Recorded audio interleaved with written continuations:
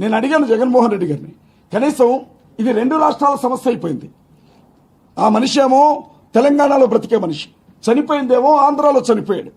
తెలంగాణ ప్రాంతంలోనికి ఆయన శవాన్ని తీసుకుని వచ్చినప్పుడు నువ్వు పార్టీ అధ్యక్షుడిగా రాకపోతే రాకపోయినావు, మాజీ ముఖ్యమంత్రిగా రాకపోతే రాకపోయినావు, కనీసం ఒక క్రైస్తవుడిగా ఆ ఇంటికి సానుభూతి తెలపడానికైనా రాలేకపోయావు. నీ కాళ్ళేమైపోయాయని నేను అడుగుతా ఉన్నా వాళ్ళ జగన్మోహన్ రెడ్డి.